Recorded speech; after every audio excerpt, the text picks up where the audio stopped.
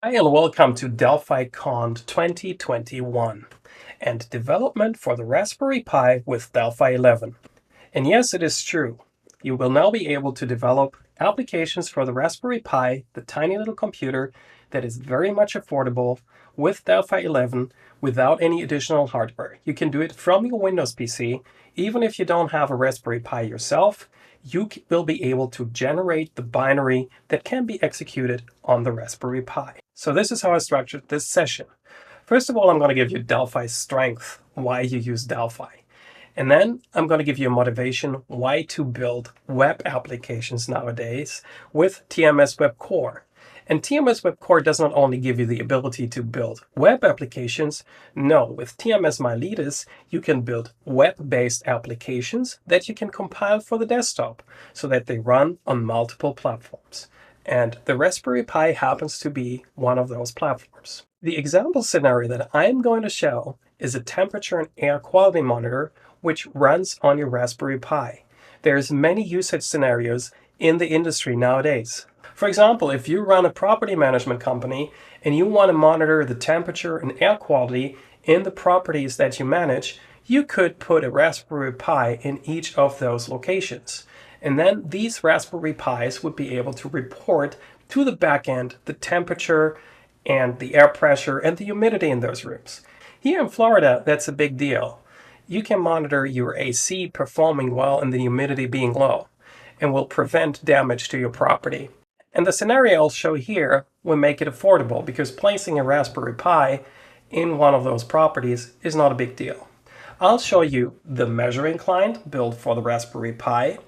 I'll show you the web service with a Firebird backend that will store all the information collected from one or multiple devices. And then we'll see a VCL front end to chart the data and to show the current temperature that is being measured on each of the devices. And as an aside, I'm going to show you that the web service that we're building is in no way tied to any Delphi libraries. You can use these web services and integrate them into any application that you want. One example for this is an iPhone client written in SwiftUI, let's say by a fictitious other customer that wants to use your API.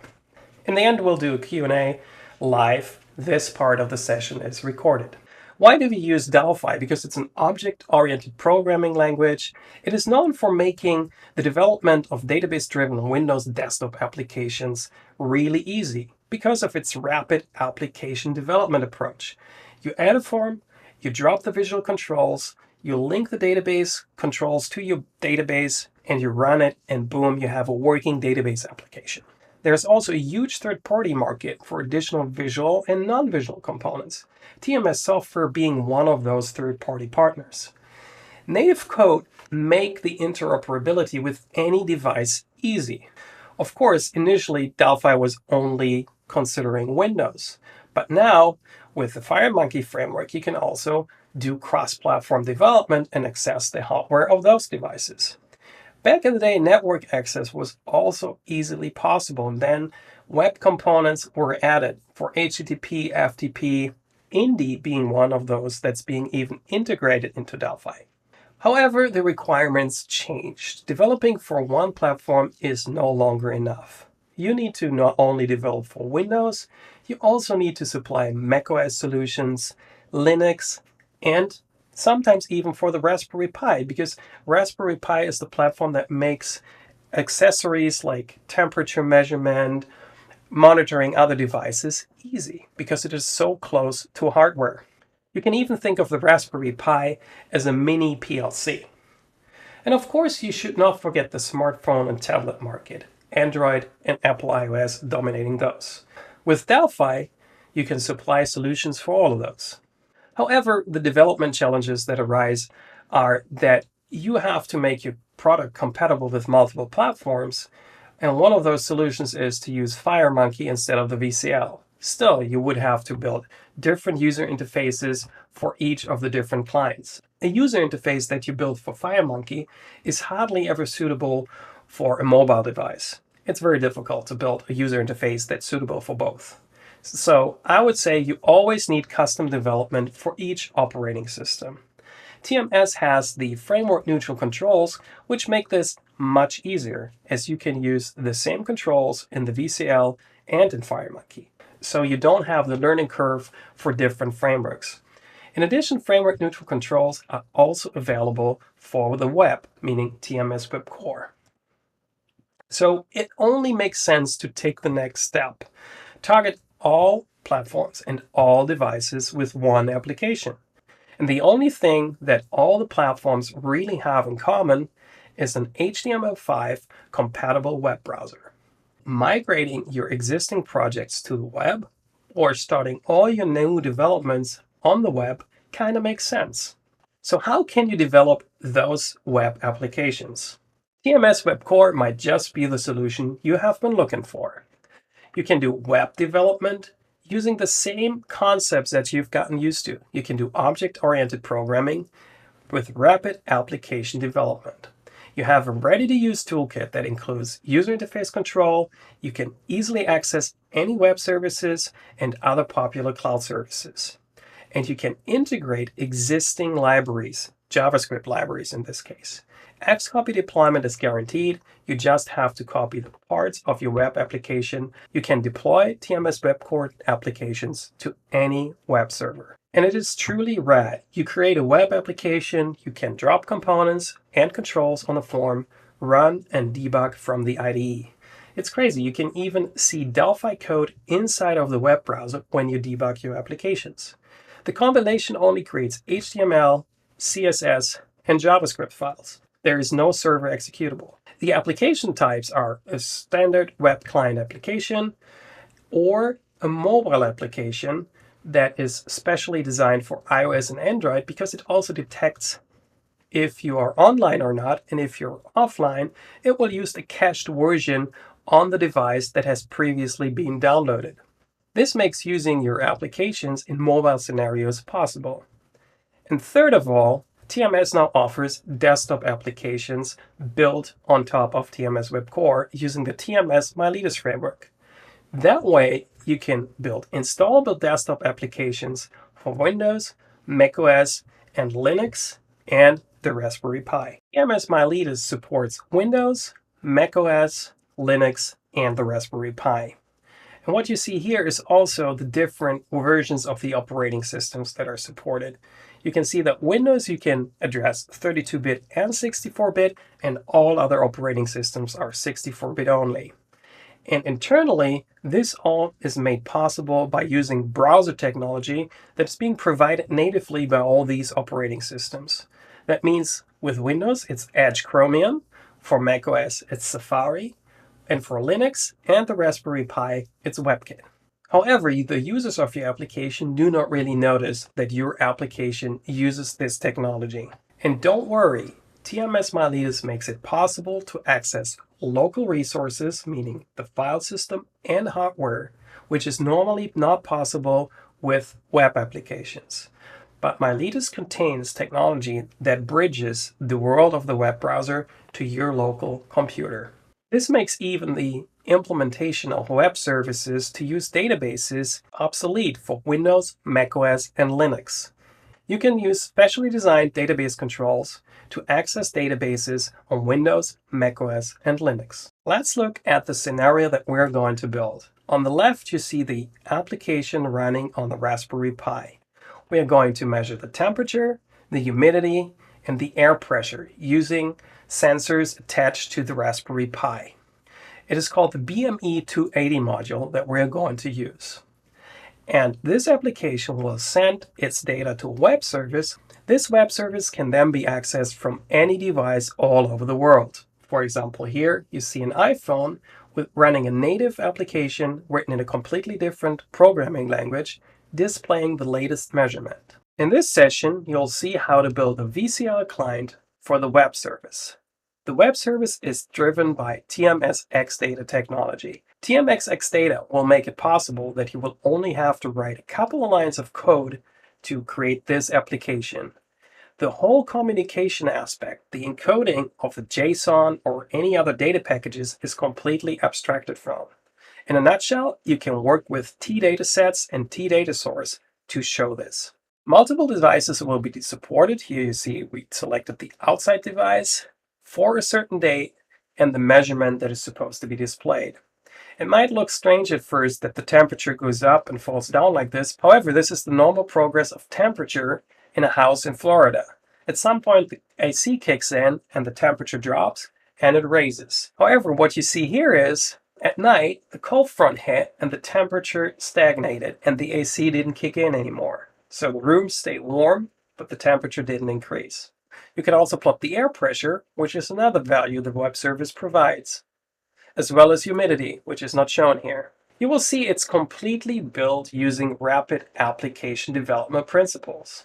Buttons, labels, combo boxes, a memo control, a timer control, a control to contact HTTP servers, so we're not using any Xdata specific controls. We're using an HTTP request and we send data to the web service, and a component written by TMS software for TMS Miletus to communicate with the accessories on a Raspberry Pi. And also the charting application for the VCL will use rapid application development using combo boxes, which are fed by datasets and data sources.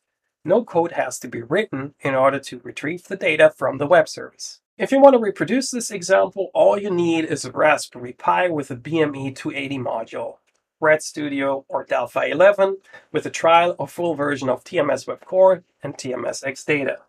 And if you're interested in the Swift UI client, Apple macOS with Xcode 13 and an active Apple developer account.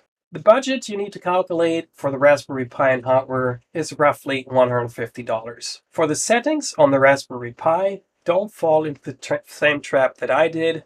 In the preferences, you have to enable that you want to use the SPI I2C serial port and serial console in order to communicate with the accessories.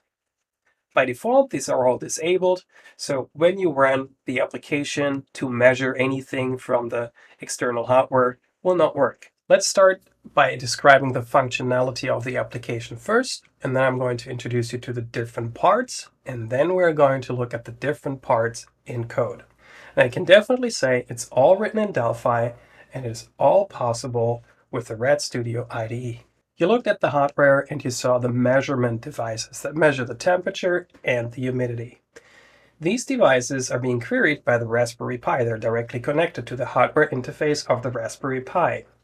And the Raspberry Pi communicates with the database that stores the information, the temperature, the humidity, the air pressure, in a database. So we need a database structure, and we need the application for the Raspberry Pi. And we need the interface so that the two can communicate with each other. So we use a web service. The web service is written using TMS Xdata. The database is implemented using Firebird because it's freely available. And the application on the Raspberry Pi is a TMS WEB Core application compiled for the Raspberry Pi using TMS Miletus. And then if you have this set up, you can deploy as many clients as you want. For example, in this session, I'm going to introduce you to the charting application that makes use of some additional TMS Xdata functionality that you don't need. You can write any client, and as a proof of concept that it can be any client using the data, I also supplied an iPhone client, even written in a completely different programming language. So TMS Xdata is not a requirement for any of the clients, and it's most definitely not a requirement for a client that writes to the web service. So reading and writing is not really making any difference. Let's start with the database. We not only want to be able to have one device, we want to be able to measure values from multiple devices. So we start with the devices table. The devices table has an ID field, a name for the device, and of course I added, for later considerations, longitude and latitude, where the device is, and a description. Key is the ID of the device so we can reference it. And the data points for each device are in a separate table called data points with an ID, date, time, when the values were measured, the value for the Fahrenheit, the temperature, the humidity, the reference to the devices table with the foreign key constraint, and the pressure, the air pressure. All values are float values, and datetime, of course, in Firebird is a timestamp. That's it. That's all we need to do for the database backend. Everything else will be handled by FireDAC in Delphi. After defining the database, we can concentrate on developing the applications and the web service. For the client application that measures the values on the Raspberry Pi, we use a TMS WEB Core TMS Miletus application. If you think, oh, that sounds so complicated, it must be really difficult to create one of those applications, TMS makes it really easy. File, New, Other, and then in the TMS Web category, you find the TMS Web Miletus application. Be sure that it doesn't happen to you what is just happening to me here. The TMS Web Miletus form is a form inside of an existing application. Be sure to scroll down, and there you find the TMS Web Miletus application. The reason is why I see the form as well is I already have opened the Raspberry Pi application, so Delphi is smart and shows me options to extend that application as well. So after creating that application, you'll see a form, just like you're used to from building Delphi applications since version 1, and you can drop controls on the form. For example, here you see a TWeb button, the start button, which is supposed to start the reading process from the measuring devices, and stop reading to stop the process. Also, simple labels to display what has been measured, the temperature, the air pressure, and the humidity. In order to communicate with the hardware interface on the Raspberry Pi, TMS Miletus has the Miletus Raspberry I2C component, which allows you to communicate using this control. And it also allows you to define events, how to open or what happens after opening the interface. And here you see something that has been provided to me gracefully by TMS, because I would not be able to build something like this. These are not my skills. Bruno Ferenc and other engineers at TMS are the experts regarding electronics and all these things. How to do this is pretty easy to read up. TMS provides the documentation in the comments of the source. So if you're interested how the measuring device, the BME280, works internally, open up the datasheet and look how the different bits and bytes are encoded on the hardware interface. For this talk, I want to focus on the structure of the application and what is involved in order to build it. Because the project structure in the project manager changes a little bit if you work with a TMS Miletus application. As I said, it's a web application at its core, so that's why the extension of the project is .web. But you don't notice this. Like the compilation will be an application for the framework or for the platform that you select. And you do not use the target platform, which is something that is integrated into the project manager by Delphi. You use so-called build configurations. And here you see all the available platforms. If you want to compile for the Raspberry Pi, you select build Raspberry Pi or debug Raspberry Pi. Debug adds, as the name says, debug informations to the executable, whereas build is a release version that contains no additional information. And this is really possible as is without any additional hardware on your network. You don't need to start a PA server. You can just start the compilation this way. So if I want to create the Raspberry Pi version of the application that you see here in the form designer, Control F9, and the compilation to the target platform starts. And I'm talking while this is going on.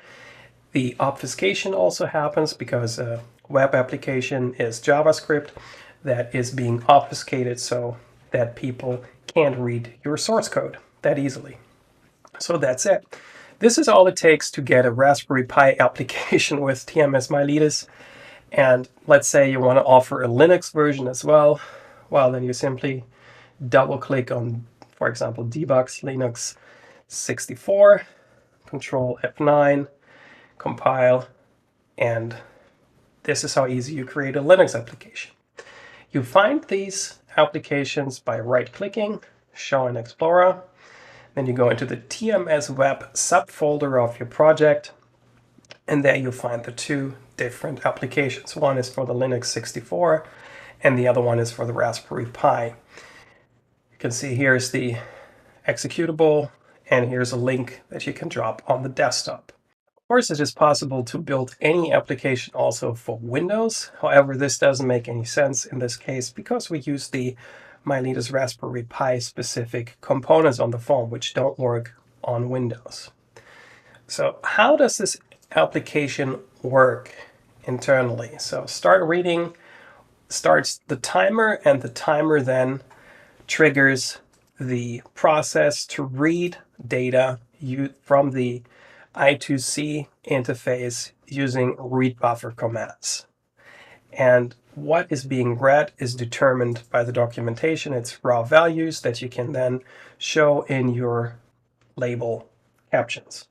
I really don't want to focus on these technical details, how to get the values. The source for this is available if you want to reproduce this. It's much more interesting to see now that if you have the application on your Raspberry Pi, how this application can communicate with the outside world. Because if you have your data on the Raspberry Pi, it would require you to do a remote login or store the information on the network in order to access it. It makes much more sense to use a web service in order to store the information on a database that is then accessible from other clients, so you can create charts of your data or just see the current temperature of that is being measured. These things are all possible using a web service. So how can we create a web service so that our Raspberry Pi application can store its data in a database and other clients can access that data without accessing the database directly? Well, again, TMS has a great wizard, File, New, and then Other, TMS X Data, and you can create a new TMS X Data VCL server. After creating the server, you create services that run on this server. For example, here I created the iData service, which is responsible to give information about the data that is stored inside of the database, and also gives clients the ability to store data and read data. So the most obvious thing to implement is we need the ability to see which devices are available. So you can call devices and get a list of the devices that are stored in the database. It should also be possible to read the last measurement that has been taken by a certain device, identified by its device ID. Furthermore, we should be able to add a data point and get data points within a certain range, for example, a day or 2 days. And you also need to be able to know which dates are even available inside of the backend. I mean, just trying certain dates doesn't make any real sense.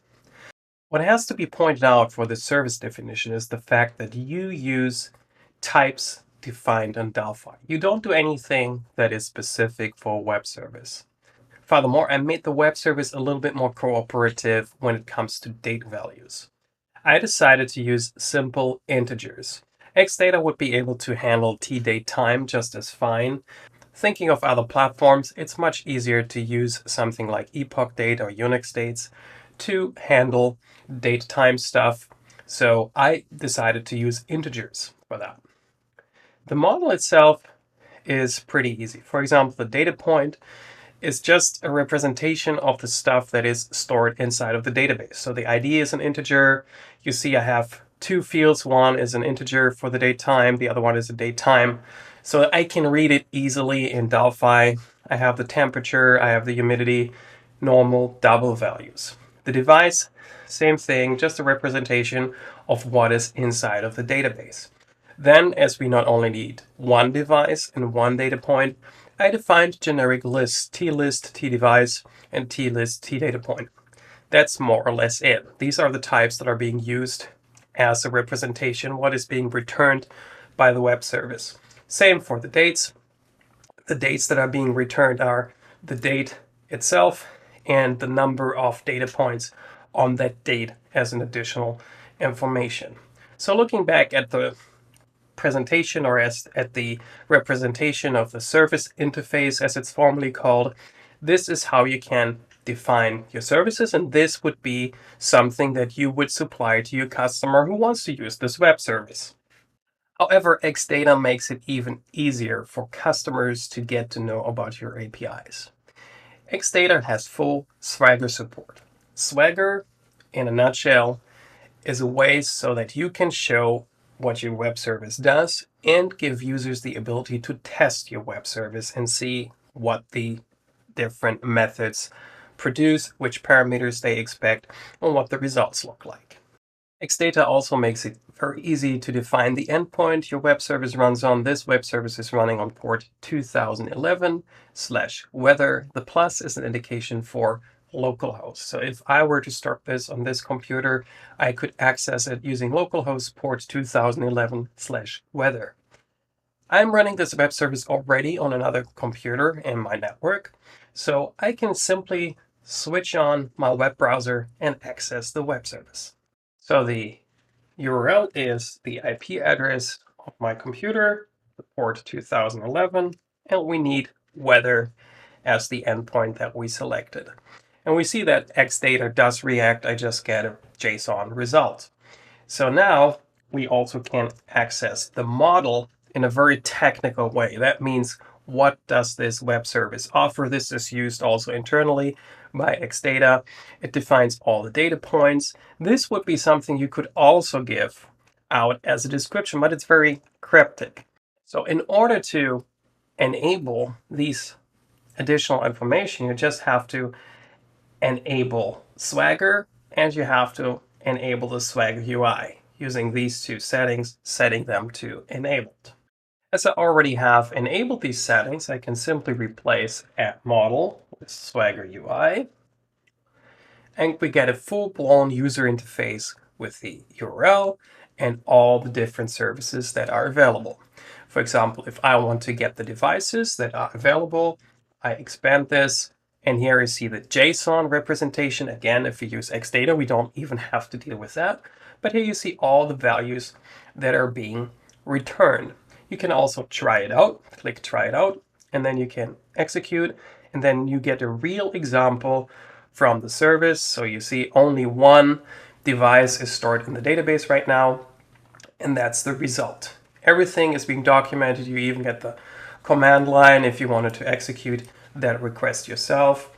Everything is very easy to use and transparent for all the other different methods as well. You can also see that we have the post method for adding values and the parameters that are being expected. So everything is very transparent and documented automatically. Zero work involved. You just switch the enabled to true, and this is what you get. So far, I've shown you the representation of the database, I've shown you the service interface, but now we have to bring the two together. We have to link the database to the service result.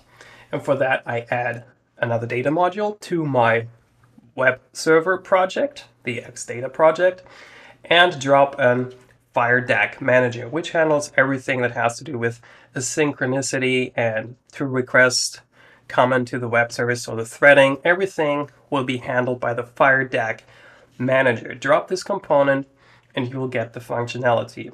Also, of course, read up in the documentation, the FireDAC documentation, but this component is essential. Otherwise, you will get issues if multiple users or if consecutive requests come into your web service. And then you have to provide a connection to your database. So what I do is, in my database controller, in the data module, I provide a method which is called getConnection, and then also one that gets me a TFD query, a query for this connection. So looking at getConnection first, I create a new connection using FireDAC connection parameters, add a temporary connection definition for this, and then I return the TFD connection object for each request. And this might sound very, very wasteful. However, pooling makes this all possible. The manager, FireDAC manager, will handle the pooling. So meaning requesting a TFD connection doesn't mean you get a physical connection to the database. You might not have a physical connection request each time you request a TFD connection instance. That is not the case. That is all handled by FireDAC, and it is all very performant. The key is that you use connection definitions and do not try to connect to the database directly, just using database server port properties on the TFD connection component. You have to reserve a connection name. That can either be done on the system using a configuration file, or as shown here, using the connection definition setup in source code. Getting a query is really simple. You create a new FD query object without any ownership and assign the connection to the query. So in order to get the devices from the database is really simple. The method, of course, is using the same fingerprint as the web service method. I request the devices and I return a list of T devices. So we create the list, which is the result of the function. We get a new connection or an existing connection from the pool. We get a query object. We get the SQL statement for the query, which is select star from devices. We open the query and then we iterate all the records inside of the query by simply assigning the different field values to the T device instance. And of course, don't forget first to add the device to the list, and then also don't forget to switch to the next record. And of course, this has to all be encapsulated in try finally, that the query gets freed and also that the connection gets freed. That is very, very important. If you do not free the connection, it will not be returned to the pool. And at some point, that would mean that your web service requests a new physical connection to the database each time. And at some point, you reach the maximum number of available connections to your database server, and you will run into issues. So that is how you pretty much build everything. For example, let's look at how would we add a data point for a certain device. So we add a data point, and as a parameter, we not use primitive types, we use the tDataPoint type. And what happens is we build the query with parameters. In this case, update or insert into data points. We pass the different fields, and then we set the parameters according to the values in a data point. So, for example, the temperature is assigning to the parameter F inside of the SQL statement, and then a data point.Fahrenheit.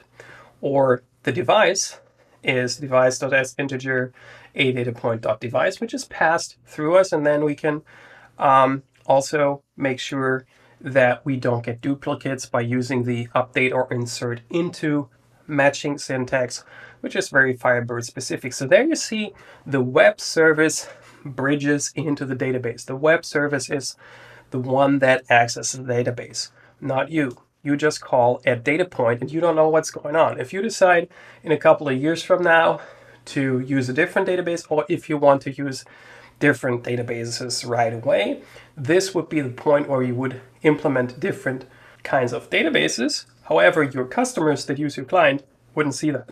The final piece of the puzzle that's missing is we have defined the service methods, but we have not implemented the service methods.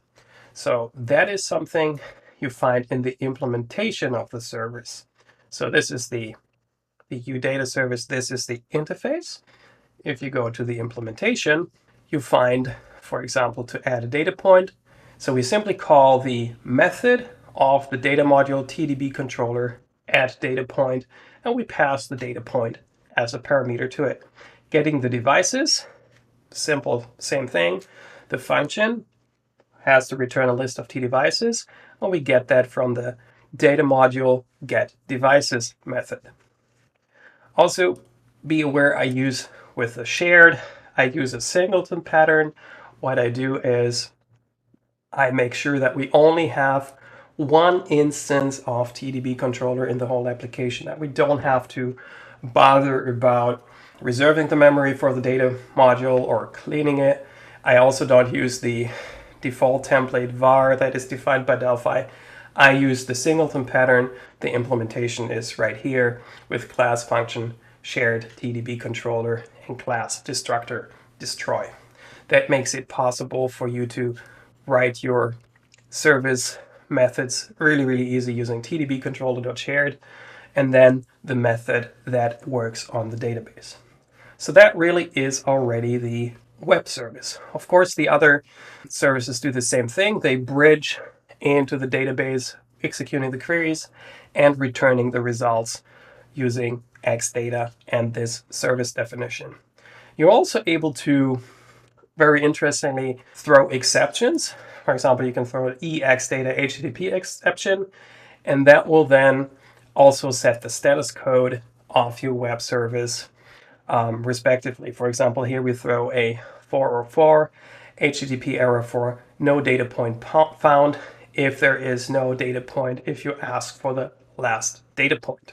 Let's move over to the Raspberry Pi application again, because that is the application that actually has to use the web service. So we add the unit with the T data point into the project, because that is something we need to have in order to communicate with the web service. And then on the form, the HTTP request has to be set to HTTP post because it's a post request, and everything else we can do in code. I also encourage you to set the content type to application JSON. This is something we do manually, intentionally. There are xdata specific web core components, but I intentionally didn't use them here so that we would get an example that is completely independent of xdata if you have a different web service that needs to take your values that is not written in xdata. So set the content type appropriately, and then in the timer method, I right now send new data every 10 seconds, and I only send data when I have this checked that I want to send data to the web service. So I go to the timer on timer, and this is where all the data is read. But here, if send to web service, I wrote my own method to send the data to the web service. And what we do is we create a new T data point. We set the endpoint. This is hard-coded here for demonstration purposes. Of course, you would use some sort of configuration for that. And note that I use weather data service add exactly as it is specified in our definition.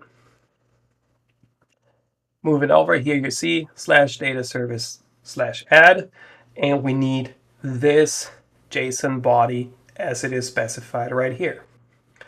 And TMS WEB Core makes that quite easy. I can create a tData point instance, and then I can use the tjs-json stringify command in order to get the JSON of that object, can set it to the post data of the request. I call execute. I won't wait for the result. I simply send it. The request, of course, gives some sort of response. Where do you find that? Well, if you go to the component, HTTP request, events, here you have the on response, and you can also evaluate errors and stuff like that. So every 10 seconds, we call this method and send the data to the web service. That's it. Now you have a full-blown measuring device which communicates with the outside world and stores its data. Pretty impressive with this little code, if you think about it. Also note that I have helper methods like datetime to Unix, which calculates the epoch date over tDatetime value. And I also can use local time to universal, which allows me to get a time which is not depending on my time zone. It's UTC time, so it is valid everywhere. I really think I've tortured you long enough. So here you see my Raspberry Pi, and here you also see that the Raspberry Pi is measuring the temperature right now. You just saw the values flip because I said every 10 seconds I want to measure a new value. Right now the temperature in the room is 23.74 Celsius, humidity is 48, and we just had another update. The air pressure changed a little bit. So today is no sunshine, it's pretty cloudy, so there won't be any changes right now. You just see the humidity, the decimals change a little bit. So the application definitely works. And this is a Raspberry Pi, which I access through a VNC viewer.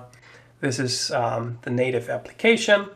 Here is the Pi directory, which I use to deploy the application. And here is the application, which is 7 megabytes in size. And I believe you can see it looks precisely like the application that we defined in Delphi from the user interface. It's not a very challenging user interface, but it shows that the rapid application development approach works.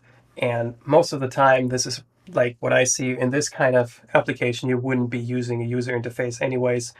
The key component is to send the data to the web service. This for me is the most impressive part, I gotta be honest, because if you use Xdata and you make use of its features that it offers to you, you can save a lot of time, because this application does not use any manual encoding, decoding, or whatever of JSON. You just use a component which sadly doesn't have a form representation yet. It is all in code, and it is called TXData Client. It is a class which is included in the xdata.client unit. Best practice here is, after talking to the engineer, if you use it in a scenario like this, create one Xdata client and let the Xdata client handle all the objects that you request from the web service, because you can work with objects. You don't have to work with any cryptic strings that you need to decode. You can work with objects. And where do these objects come from? Well, you can honestly include the same Pascal files from the server. You include the data service, which is the interface that you defined.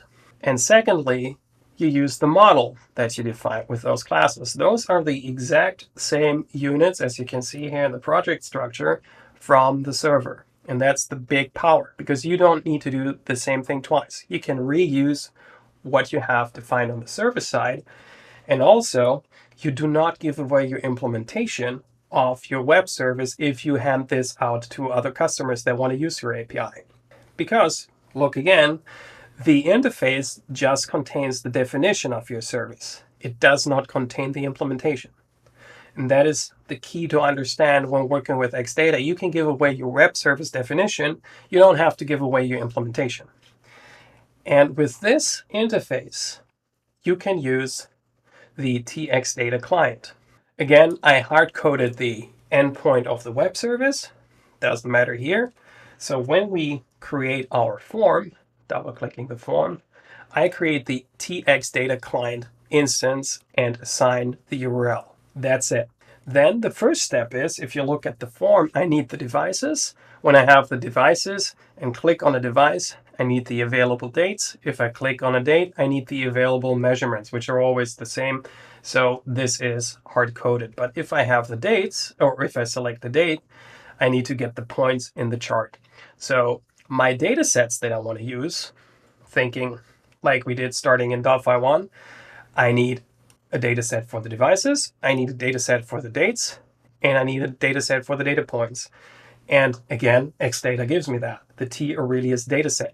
Why is it called T Aurelius dataset? Xdata was built on Aurelius. You don't have to use Aurelius, which is a different product from TMS. The name of the component is because of that, but you do not need to use Aurelius. It is just the name of the component. So getting the devices, and hopefully this will get you hooked on Xdata and this technology right away, because this really shows the power of Delphi and generic classes and interfaces and implementations better than any example I could build or construct. So you know you want a list of devices. So you define a list of devices, and you know that you need the iData service. Remember, this is what we call the service, iData service. That's the interface. So the service that we want, we get from the client, F client. That's the variable, field variable that we used. So this has a method called service. Let me type it, show you the code completion for that, of T. T is iData service, and it returns a T. So at that point, our L service will be of type iData service. And this is let me use a little bit of slang here, freaking amazing. Because if you type lservice dot, you get all the methods that your web service has to offer. In code, with at compile time, you have data type safety.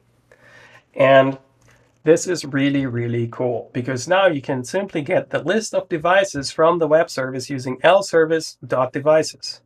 Because in your service interface, you define a method or function called devices. That is really all it takes. Now lDevices will contain a list of instances of type tDevice. You could now iterate these and add them to a combo box, but we'll even do better. We have our devices dataset, right? This is devices. This is a TR-Radius dataset. And you can call a method on this set source list to assign a list to this dataset. So you assign lDevices to the dataset. So set source list assigns the list of devices to your dataset. Now your dataset will be a representation with fields for the properties or fields of your data type. Please, I just changed you might have noticed I changed the false to true. I had a different memory management approach. The true means that the lDevices, the list, is being freed by the dataset as soon as it is being closed. So we don't have to free this list. So that's something you have to read up in the documentation of Xdata, how these memory management things work, but it's very easy. I think not having to deal with it like this makes it easier than having to deal with it. So we open, after assigning the list, we open the dataset, and that means this dataset with the devices can be tied using a data source, and this data source can be tied to the DB lookup combo box, like you've been doing it with other datasets for years and years. So we set the list source to DS devices, and we then set the list field to fname. Remember, it's the name of the field, and the key field is FID to identify the device. And in the event on click for the combo box, we can now say if the user selects one of the devices, get dates, which is a method that we will write now, but with the parameter cbdevices.keyValue, which will be the ID of the device. So let's look at the implementation of get dates. Here we go. It's the same thing as before. We get the service reference. We then get the list of available dates using the method getDates, but we can also pass the ID of the device as a parameter. Remember, we don't have to deal with any JSON or anything here. That is all done by Xdata. So you say dates.close, dates.setSourceList, lDates. We open the dataset, and then we can tie the dates, of course, using a data source again, to this combo box. This combo box, if something changes on click, get data points. Which data points? The data points that match the ID of the device and that match the ID or the date that we selected. So get data points, same thing. We get the service reference, we get the data points, we pass the parameters to this date. We only selected the start date. As we use integers, we can simply, if we, for example, want the points for 1 day, we simply do 60 times 3,600, which is 1 day. And then we can assign these list of points to the data set called points. Again, we open the data set and that's it. How do we charge this? Well, we use a TDB chart, and the TDB chart has its series set to that data set. That's all we need to do. That's all the code we need to write. So if we now start this, again, the web service is still running. We get the list of devices. We click on the devices. We get the list of dates. We click on the day. And there is our temperature. We can even select the different properties that we want to show by switching the data source, the field inside of the chart. So we immediately get the temperatures shown in the chart, and we can also select a different field. that is something that changes the source inside of the series of the chart. For example, if I go to pressure, that's the air pressure, and this is the humidity. So you also see the performance and speed that this works with, which is very quick. What is even more impressive is the fact that we can use methods and data types and classes that we have defined inside of our application in Delphi. This is nothing web service specific, and we don't need to use any cryptic string concatenations, and it's all defined in the language using objects and classes.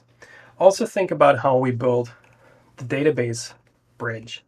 We did not have to use any string concatenations. Everything is safe of SQL injections. We used parameters that are being inserted into the SQL statements. This is all safe. And finally, completely loosely coupled from anything Delphi, this is an implementation inside of Swift UI or Swift that reads the data from the web service, showing the current temperature on my iPhone right now. I'm showing that from my iPhone, so you can see it just changed.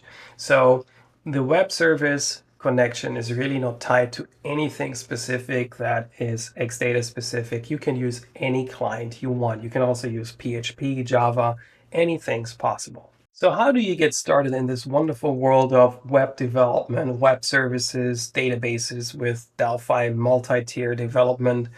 Well, first of all, TMS has dozens of free tutorials regarding this topic on their YouTube channel.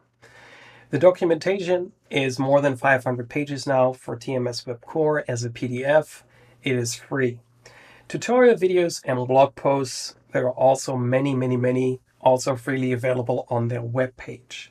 Wagner Landgraf did a training course to get started with TMS WEB Core, and I have written 2 books about TMS WEB Core to get you started, written from the perspective of a Delphi developer, one in English, one in German. That will get you started. However, if you want to dig deeper with these kind of web services, multi-tier database backend, the 3rd book of the Hands-on with Delphi series is the one for you, because there I really give a big example about multi-tier cross-platform data access development with TMS WEB Core, Xdata. I also give an introduction about the grids that TMS has to offer.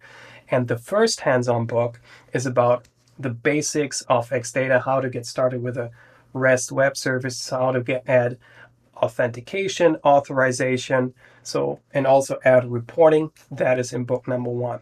And if you want to visualize everything on maps, if you are interested in mapping, the big focus of hands-on number 2 is on FNC maps to visualize content on maps. But there's also a little bit about Xdata in there, how to link Xdata to mapping content and stuff like that. So if you're interested in those books, go to flixengineering.com/books. It'll also give detailed explanations on some of the concepts that I only was able to show and not to explain in detail. You'll learn step by step how to build a web service, how to add different services, how to run your web services as Windows services, not just as applications. There's quite a lot of content in there. So thank you so much for your interest in this session, and I'll now be available to take your questions.